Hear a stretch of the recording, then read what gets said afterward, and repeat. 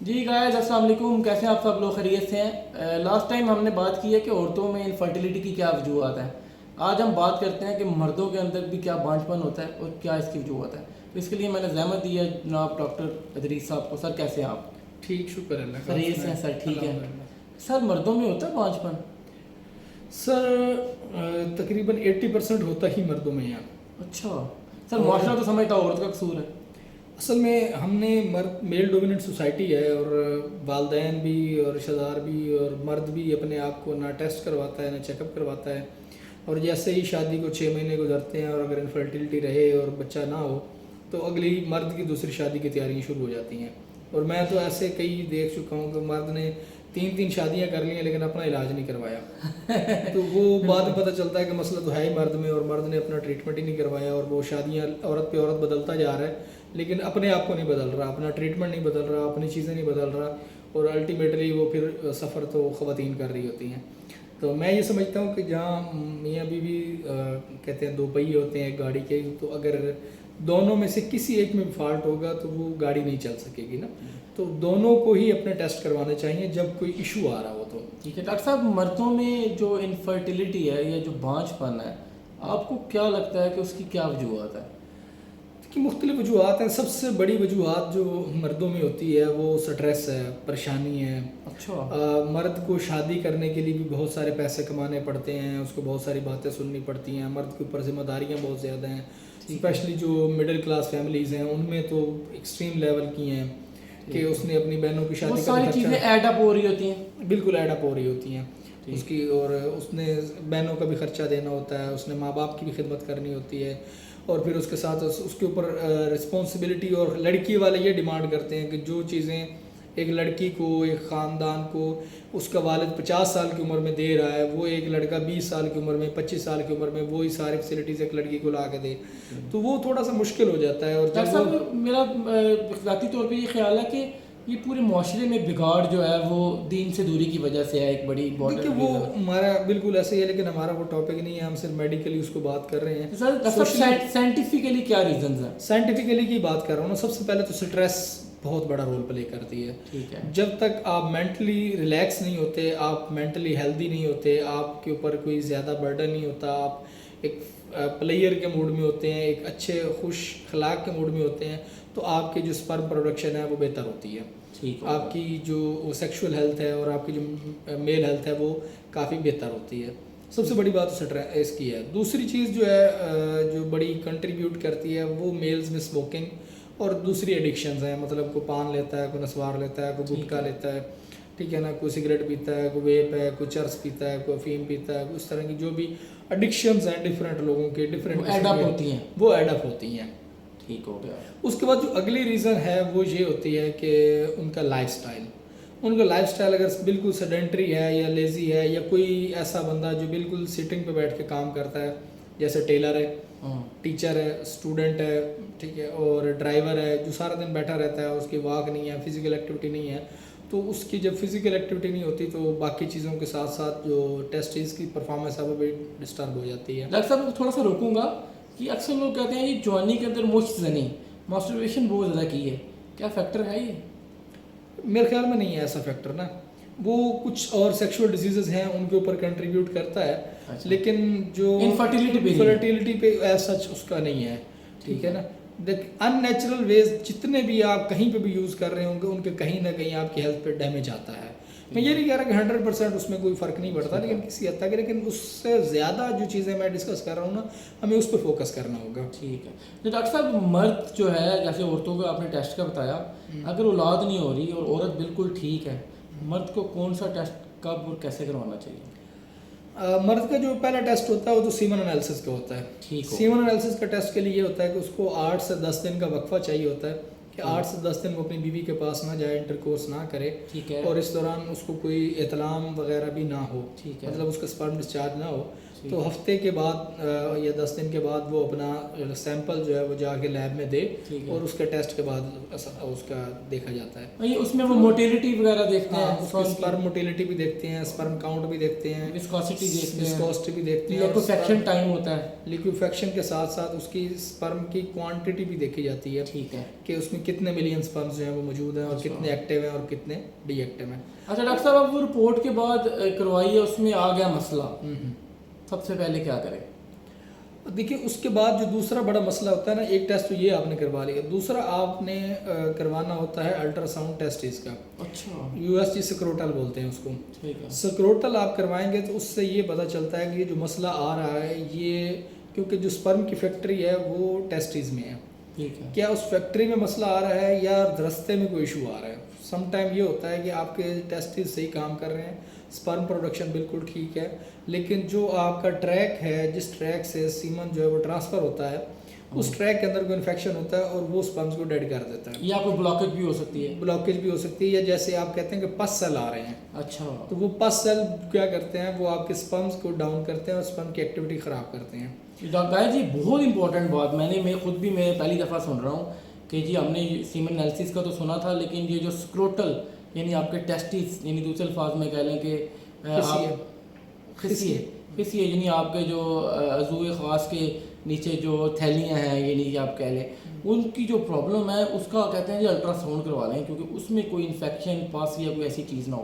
Doctor साहब बहुत मुफीद इन्फॉर्मेशन दिया। और दूसरी चीज़ ये है कि अगर किसी मेल को बार बार यूटीआई होता है, यूरिन ट्रैक इन्फेक्शन होता है, उसका लग के आता है, पीले रंग का आता है, जलन आती है, उसमें ब्लड आता है, तो इट्स मीन उसका वो ट्रैक जो है वो इन्फेक्टेड है। ओके। जब तक वो ट्रैक इन्फेक्टेड रहेगा उसके सीमन और स्पर्म भी इन्फेक्टेड रहेंगे, वो कभी भी बेनिफिशियल नहीं हो सकती। अच्छा डॉक्टर साहब, आपसे एक चीज़ और बीच में क्योंकि सवाल से सवाल निकल रहा है कि मर्दों के अंदर ये सारे मसाइल बहुत सारे लोगों में कॉमन है, मतलब तो ये जो मसाइल हैं ये ग़िज़ा के साथ इनका ताल्लुक़ है? 100% है। देखिए हमारी पूरी बॉडी जो है वो जितने भी फंक्शन है, हमारी आंखें हैं, दिमाग है, दिल है, गुर्दा है, जितने भी हैं वो डेफिनेटली एक डाइट पे चलते हैं और उनका एक प्रोसीजर है। उनको अगर प्रॉपर डाइट मिलती रहती है तो वो अच्छा फंक्शन करते हैं। तो इस तरह कुछ डाइट्स ऐसे भी हैं जो मेल की रिप्रोडक्टिव हेल्थ पे भी असर करती हैं। तो अगर मेल की उसको डाइट अच्छी मिलती रहे तो मेल का रिप्रोडक्टिव हेल्थ से वो ठीक रह जाता है। अच्छा सर, अब जिन लोगों को ये मसला निकल आया, मतलब उनको प्रॉब्लम है यानी कि स्पर्म काउंट कम है या स्पर्म का नंबर कम है, तादाद कम है, या आप कह रहे हैं उनका मनी सीमन गाढ़ा नहीं है, या वो उनको ये मसले हैं, तो वो बेचारे चक्कर लगा लगा एलोपैथी में दवाइयाँ खा मैंने 12 साल के अंदर कोई ऐसा मर्द नहीं देखा जिसने एलोपैथी दवाई खाई और वाकई ठीक हो गया हो।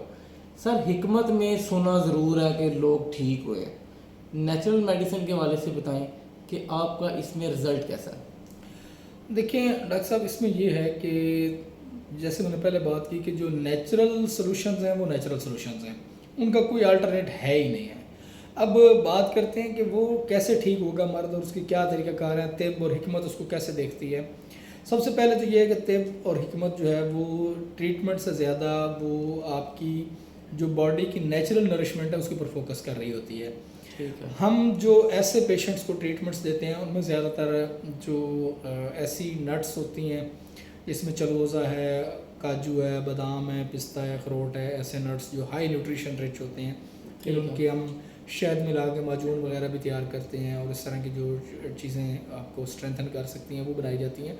और उसके साथ साथ जो है हम रिकमेंड करते हैं उसको वॉक, कि आपने ये चीज़ें खानी है, फिर उसके साथ साथ पहले उसका मैदा भी सेट करते हैं कि वो ये चीज़ें हज़म भी कर सके, उसको ये चीज़ें उसकी इफेक्टिव भी हों, उसके जुज़्व बदन भी बने। ऐसा मैं थोड़ा सा रोकना चाहता हूँ कि जिंक का बड़ा सिग्निफिकेंट रोल है, क्योंकि आप नेचुरल हर्बलिस्ट है और मिनरल्स पे भी आपका रिसर्च है। तो डॉक्टर साहब जिंक कहते हैं कि जिंक बड़ा इंपॉर्टेंट है और जिंक मोस्टली हमें नहीं मिलता, लेकिन मैंने अभी अपने पिछले व्लॉग में बताया कि हमें ग्रेप्स में जिंक होता है, इवन आप ब्रोकली कॉलीफ्लावर में जिंक होता है। तो जिंक का किरदार है? जिंक का किरदार इरेक्टाइल डिस्फंक्शन में ज़्यादा है, लेकिन जिंक का किरदार स्पर्म प्रोडक्शन में ज़रा कम है। ठीक है ना। जिंक का जो है वो इंटेस्टाइनल मोटिलिटी में बहुत अच्छा रोल होता है। जिंक का वैसे आपकी स्किन ओवरऑल रिप्रोडक्शन जिस्म को बेहतर तो करता ही है, ओवरऑल बेहतर करता है आपका ना।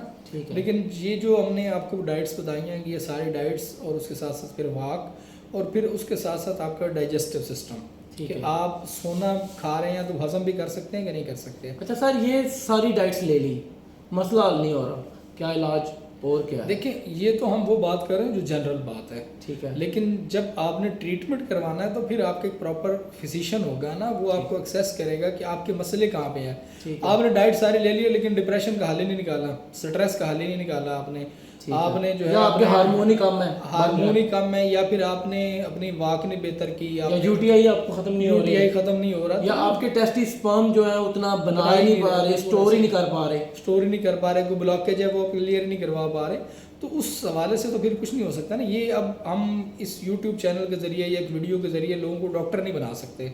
वो सारी साइंस जो रिप्रोडक्टिव सिस्टम की है, जो इसके पीछे काजेस बनाती है, जिससे नहीं, मेरा सवाल ये है, मैं डॉक्टर साहब अब मैं ये पूछना चाह रहा हूँ कि मतलब इलाज तो है ना, लोग तो ठीक होते हैं ना इंशाल्लाह। बीइंग एज अ मुस्लिम हमारा इस बात पे पक्का यकीन है कि अल्लाह फरमाता है कि मैंने ऐसी कोई बीमारी बनाई ही नहीं है जिसका इलाज ना हो। आपने इलाज किया है? बिल्कुल अल्हम्दुलिल्लाह। चले, मेरा मेरा बेसिक सवाल ये था जी। कि इलाज है कि, क्योंकि ये बहुत बड़ा लोगों का मसला है कि इसमें बड़े लोग बेचारे परेशान हैं। बिल्कुल इलाज है, लेकिन मसला लोगों का यही होता है कि लोग एग्जैक्ट लोगों तक पहुंचते नहीं हैं, एक्सपर्ट्स तक पहुंचते नहीं हैं। फिर मार्केट है, मार्केटिंग का दौर है, जो भी चाहे नलायक हो, अनपढ़ हो, जिस तरह का भी हो, जिसने थोड़ी एडवर्टीजमेंट अपने टीवी पे, सोशल मीडिया पे चला लिए, लोग उसके पीछे भाग पड़ते हैं। तो अगर आपने अच्छे क्वालिफाइड हर्बलिस्ट से या अच्छे क्वालिफाइड ईस्टर्न मेडिसिन के फिजिशियन से आप ट्रीटमेंट करवाएंगे तो इंशाल्लाह अल्लाह पाक आपको कामयाबी देगा और अल्लाह आपके घर में खुशियाँ लेके आएगा। अच्छा, ये मैं बहुत इंपॉर्टेंट हमेशा हर व्लॉग में ये बात कहता हूँ। मैंने अपनी लास्ट वीडियो जिसमें मैंने टेस्टोस्टेरोन को इन्हेंस करने की बात की, वहाँ डॉक्टर साहब मौजूद नहीं थे, तो मैंने वहाँ पे भी यही कहा कि आप टेस्टोस्टेरोन लेवल्स को बढ़ाने के लिए इंजेक्शन या इस तरह की चीज़ें ना अपनाएं। आप अपने एक प्रॉपर एंडोक्रिनोलॉजिस्ट को चेक करवाएं, या एक प्रॉपर जिसने bachelor of eastern and medicine surgery में डिग्री की हो, जो वाकई नेचुरल मेडिसिन का स्पेशलिस्ट हो, प्रॉपर हर्बलिस्ट हो, ईस्टर्न मेडिसिन की उसको सारी बैकग्राउंड हिस्ट्री, मेडिसिन की, मिनरल्स की इंफॉर्मेशन हो, साइंटिफिक नॉलेज हो, रिसर्च बेस्ड बात कर रहा हो, उसको आप चेक कराएं। गली मल्ले के अताई हकीमों या अताई डॉक्टरों पे अपने गुर्दों और जिगर का नुकसान मत करें। तो डॉक्टर साहब को चेक करवाएं या किसी भी चेक करवाएं तो उसकी डिग्री ज़रूर देख लें कि bachelor of eastern medicine surgery उसने किया हो। सर, आखिरी सवाल ये पूछना चाह रहा हूँ कि ये जो मर्द का अगर इलाज करते हैं ट्रीटमेंट की तरफ, इलाज का जो प्रोग्नोसिस है वो कैसा है? सर बताया मैंने आपको 90% मेल ठीक हो जाते हैं, ऐसा कोई इशू नहीं होता। ड्यूरेशन 3 से 4 माह की होती है? ड्यूरेशन 3 से 4 माह की होती है, क्योंकि उसका हमें रिजल्ट भी, चूँकि मेल को हम जितना भी जल्दी एक्टिव करें उसका रिजल्ट तब आता है जब वो फीमेल, तो उसकी जो फीमेल पार्टनर है, उसकी जो बीवी है, उसमें तो मंथ में एक ओवम देना है ना। ठीक है। तो वो अगर उस मंथ में नहीं हो सका तो फिर हमें अगले मंथ का वेट करना पड़ेगा। फिर अगले सर, मर्दों के लिए ना एक कोई जाते कोई नुस्खा बता दें जिससे ताकत भी आए, सेक्सुअली भी ताकत हो, कि वो रात को सोते वक्त, खाते वक्त ये चीज़ इस्तेमाल कर लेंगे, ज़रा बता दें। उसको मैं सबसे ज़्यादा जो रिकमेंड करता हूँ वो खजूर को रिकमेंड करता हूँ। अच्छा। आप फ्रेश खजूर भी ले सकते हैं, जिसको डोके नाश्ते में नहीं, बेड टाइम पे ना। ओके। बेड टाइम में आप 5 से 7 दाने खजूर के जो है वो आप खा लें तो वो आपकी सर, दूध अगर लेना चाहें तो? हाँ, दूध में अगर मिल्क शेक बना लें तो वो और बेहतर है। आप मिल्क शेक बना लें उसका तो वो ज़रा ज़्यादा अच्छा हो जाता है कि वो ग्राइंड हो जाता है, मैदे के लिए हजम करना आसान होता है। तो आप अच्छी तरह के उसका जो है वो मिल्क शेक डेट्स के साथ बनाएं तो वो अच्छा इफेक्टिव रहता है, आपकी बॉडी स्ट्रेंथन भी करता है, आपको सेक्सुअली भी एक्टिव करता है और आपके स्पर्म प्रोडक्शन में भी आपको बड़ा हेल्प करता है। तो गाइस, आज की वीडियो बहुत ज़्यादा मुफीद थी। यहाँ मैं तमाम मर्दों को, क्योंकि हम भी मर्द हैं, एक ये बात पैगाम दे के जाना चाहता हूँ कि सर, मसला आप में हो सकता है, प्लीज़ आप अपना भी इलाज करवाएं और एक मुस्तनिद प्रैक्टिशनर से करवाएं, हाँ वो नेचुरल मेडिसिन का हो या एलोपैथी का हो। लेकिन मैं स्ट्रांगली रिकमेंड करता हूँ कि आप सारे अल्ट्रासाउंड टेस्ट करवाने के बाद नेचुरल मेडिसिन की तरफ आएँ, ताकि आपकी बॉडी के अंदर जो लॉन्ग टर्म इफेक्ट आए वो ज़्यादा देर पा हो और आपको अगली ज़िंदगी में ज़्यादा मसाइल ना हो। तो सर, आपका बहुत बहुत शुक्रिया, आपने आज फिर वक्त निकाला। इस चैनल को कमेंट करें, लाइक करें और सब्सक्राइब तो लाजमी करें, और हो सके तो बहुत सारे लोगों को ये वीडियो ज़रूर शेयर करें। अपना और इस मुल्क का ख्याल रखें। अल्लाह हाफिज़।